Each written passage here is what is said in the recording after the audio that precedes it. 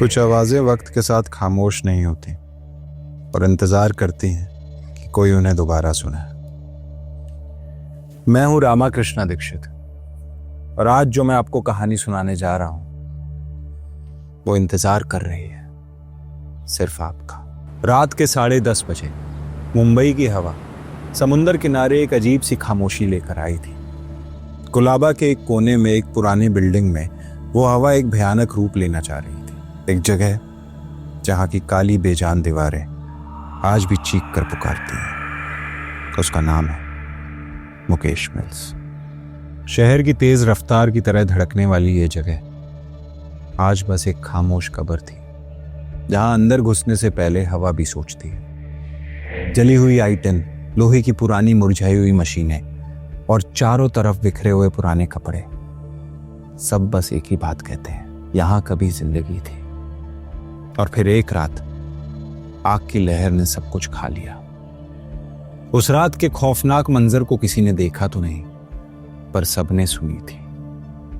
सबने सुनी थी उन लोगों की भयानक चीखें जो आखिर तक उन मशीनरी को बंद करने के लिए वहां रुके हुए थे। और जब आग बुझी तो सिर्फ राख नहीं थी वहां, कुछ और भी था जो बाकी था। एक भूख, एक गुस्सा जो हर रात समुंदर की हवा के साथ लौट आता था। सालों बाद सन 2010 के करीब एक मशहूर टीवी शो के क्रू ने डिसाइड किया कि वो अपना अगला हॉरर एपिसोड इसी लोकेशन पे शूट करेंगे, मुकेश मिल्स में। पुरानी टूटी हुई दीवारें, काले धब्बों से भरा हुआ फर्श, बिना शीशे की खिड़कियां और एक पुरानी याद। डायरेक्टर की जिद थी कि उसे ओरिजिनल हॉन्टेड लोकेशन ही चाहिए, कोई सेट वेट नहीं, सिर्फ डर और खौफ से भरा हुआ एक धमाकेदार एपिसोड। उस शो का क्रू भी बहुत एक्साइटेड हो गया क्योंकि ये उनका पहला एपिसोड था जो कि एक ओरिजिनल लोकेशन पे शूट होने जा रहा था। लेकिन गार्ड्स ने उन्हें चेतावनी दी, उन्हें पैसे खिला के उनका भी मुंह बंद करा दिया गया और रात को शूट का समय तय कर दिया गया। उस शो की लीड एक्ट्रेस थी रीना मल्होत्रा। उसकी खूबसूरती के चर्चे काफी मशहूर थे। काफी कम समय में उसने इंडस्ट्री में अपना नाम बना लिया था। लोग उसे फियरलेस कहते थे। लेकिन जैसे ही रीना ने मिल के अंदर कदम रखा तो मानो हवा ने उसे रोकने की कोशिश की। मिल के अंदर हवा में एक अजीब सी गर्माहट थी, जैसे फर्श से अंगार उठ रही हो। और फिर रीना को हवा में कुछ जलने की बदबू आने लग गई। उसने क्रू से पूछा तो एक एक करके सबने मना कर दिया कि उन्हें कोई बदबू नहीं आ रही। और फिर क्रू को लगने लग गया कि इस मशहूर एक्ट्रेस के नखरे शुरू हो गए हैं। और तभी गार्ड ने धीरे से कहा, मैडम अंदर मत जाइए, यहां मिल के आसपास अजीब और गरीब घटनाएं होती हैं। ये सुनकर रीना जोर जोर से हंसने लगी और उसने डायरेक्टर से कहा कि यह एपिसोड तो पक्का सुपर हिट है, आखिरकार लोकेशन भी हॉन्टेड है। रात के 1 बजे लाइट ऑन हुई, कैमरा सेट किया गया और दूर पड़ी पुरानी मशीनों की शैडोज कंक्रीट पर अजीब और गरीब पैटर्न्स बनाने लग गए। और फिर डायरेक्टर ने बोला, एक्शन। पहला सीन बिल्कुल सिंपल था। रीना को एक अंधेरे कॉरिडोर से चल के आना था, कैमरा की तरफ देखना था और एक डायलॉग बोलना था। कौन है वहां? हाँ, सामने आओ। बस इतना ही। लेकिन जैसे ही रीना ने अपना पहला कदम रखा, हवा एकदम से रुक गई। कैमरा की रेड लाइट ब्लिंक करने लग गई और मॉनिटर पर एक ग्लिच आया और 1 सेकंड के लिए सबको दिखा स्क्रीन पर रीना के पीछे खड़ा हुआ एक आदमी, जला हुआ चेहरा, स्थिर शरीर और हाथ रीना की तरफ करते हुए। और तभी डायरेक्टर ने चिल्लाया, कट, उस एक्स्ट्रा को हटाओ यार, फ्रेम एकदम क्लीन चाहिए मेरे को। लेकिन जब उन्होंने पीछे मुड़ के देखा तो वहां कोई नहीं था, सिर्फ हवा चल रही थी जिसमें थी तेल और धुएं की बू। रीना ने धीरे से कहा, क्या तुम्हें भी वो दिखाई दिया? कैमरा ऑपरेटर ने कहा, अब पेड़ की परछाई होगी। क्या वो अचानक से हवा में गायब हो चुका था। 10 मिनट बाद दूसरा टेक शुरू किया गया। लाइट्स और भी ज्यादा ब्राइट कर दी गई ताकि अगर कोई खड़ा हो तो साफ साफ दिखाई दे जाए। जनरेटर की आवाज पूरी हवा में गूंज रही थी और उस जनरेटर की आवाज के बीच में सुनाई देती है एक और आवाज, टक टक टक टक, जैसे कोई लोहे की चीज चालू कर दी गई हो। डायरेक्टर अब चिढ़ने लग गया था। उसने क्रू पर चिल्लाया, अरे कौन है यार जो बार बार मशीन देख रहा है, वहां पे जाके चालू कर रहा है, जाओ जाके देख के आओ अंदर।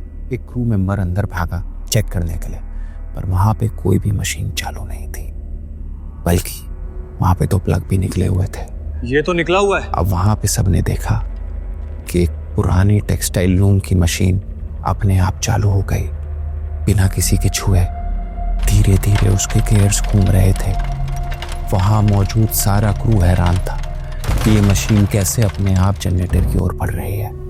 और फिर रीना ने देखा एक चला हुआ हाथ मशीन से बाहर आते हुए, और उसके बाद चारों तरफ धुआं, धुआं ही धुआं। वहां मौजूद सारा क्रू अब डर चुका था कि बिना किसी बिजली के ये मशीन चालू कैसे हो सकती है।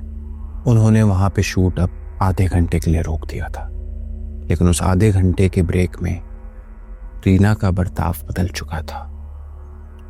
अब वो बिल्कुल शांत थी। उसकी आंखें मिल की दूसरी मंजिल की तरफ घूरे जा रही थी। उसके होठ हिल रहे थे, जैसे मानो वो किसी से बात कर रही हो। डायरेक्टर ने सबसे कहा कि ये एपिसोड हमारे लिए बहुत इंपॉर्टेंट है, दूसरे टेक की तैयारी करो, जल्दी जल्दी जल्दी। सब डरे हुए थे। काफी लोगों ने तो घर जाने की धमकी भी दी, लेकिन फिर रीना ने उन पर दबाव डाला। उसने कहा, बस एक और टेक, उसके बाद सब खत्म।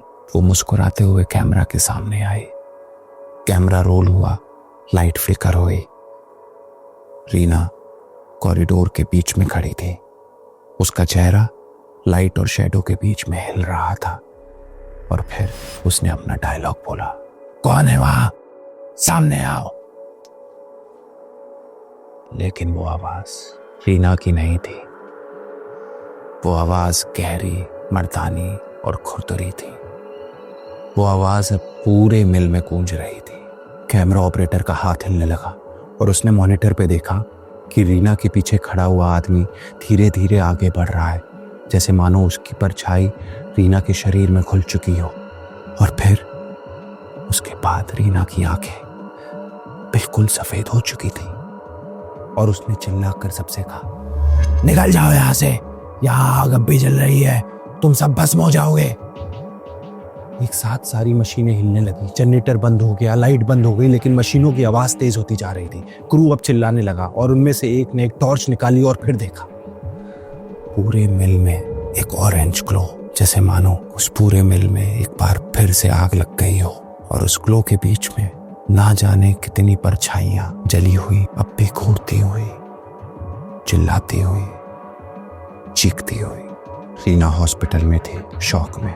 डॉक्टर्स ने कहा एक्सट्रीम ट्रॉमा, लेकिन जब वो होश में आई तो उसने सिर्फ एक लाइन बोली, वो अब भी मेरे साथ है, कहीं गया नहीं।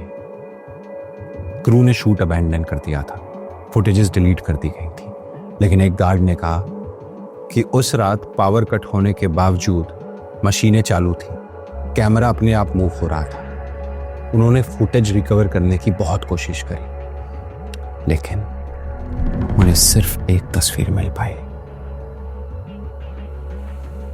एक जले हुए वर्कर की, पुरानी यूनिफॉर्म में, उस मिल में मशीन के पास खड़े हुए, आंखें बिल्कुल ऑरेंज जैसे अंगार, और वो सीधा कैमरा के लेंस के अंदर घूरे जा रहा था। कुछ महीने बाद एक और टीम आई और उन्होंने कहा ये सब स्टोरीज फेक है, हमें प्रूफ चाहिए। उन्होंने लाइट सेट करी, कैमरा सेट किया, और फिर रात के 1 बजे एक स्पॉटलाइट ब्लिंक हुई और उन्हें मॉनिटर पे कुछ दिखाई दिया। मिल की वॉल पे एक फोटो फ्रेम लटकता हुआ। उस फोटो में थे वो पुराने मिल के वर्कर्स, लेकिन एक चेहरा था जो उस फोटो से मेल नहीं खाता था। चेहरा बिल्कुल जला हुआ, आंखें बिल्कुल ऑरेंज जैसे उनमें अंगार भरा हो, और उसके पास लिखा हुआ था, हमने ये जगह कभी छोड़ी ही नहीं थी। कैमरा ब्लिंक हुआ और अगले फ्रेम में वो चेहरा तस्वीर में नहीं बल्कि कैमरा के सामने खड़ा था। लाइट एकदम से ब्लिंक हुई और फिर सुनाई दी चीखें, और उसके बाद एकदम सन्नाटा। सुबह गार्ड्स ने देखा कि पुराने फ्लोर पर सूत के निशान थे, ब्लैक कलर के, और 2 फुटप्रिंट्स भी, एक रीना के साइज के, रीना मल्होत्रा, और दूसरे उस चले हुए आदमी के। आज भी बंबई में जब मुकेश मिल्स के आसपास की हवा समुंदर से टकराती है तो लोगों को एक अजीब सी हमिंग की आवाज सुनाई देती है, जैसे सालों बंद पुरानी मशीन आज भी चल रही हो। लेकिन अगर ध्यान से सुनो तो उस हमिंग के बीच में एक और आवाज होती है, गहरी, मर्दानी, वही दोहराते हुए, निकल जाओ यहां से, यहां आग अब भी चल रही है, तुम सब भस्म हो जाओगे। लोग कहते हैं कि जब चांद की रोशनी आज भी उस मिल की टूटी हुई खिड़की से अंदर आती है तो उन्हें एक साया दिखाई देता है, चली हुई यूनिफॉर्म में, आंखें ऑरेंज। वो ना कैमरा है ना कोई इफेक्ट, वो वही है जो उस रात उस आग में अपनी शिफ्ट पूरी नहीं कर पाया। और जब भी कोई क्रू वहां पे रात को शूट करने के लिए जाता है तो उन्हें फील होता है कि कोई उनके पीछे चल रहा है, कोई है जो उनके पीछे सांस ले रहा है, जो उनके कान के पास धीरे से कहता है, अब तुम्हारी बारी है। ये कहानी तो यहीं खत्म होती है। ये कहानी आपको कैसी लगी कमेंट सेक्शन में आके बताइए, और ऐसी और कहानियां सुनने के लिए सब्सक्राइब करें हमारे चैनल को।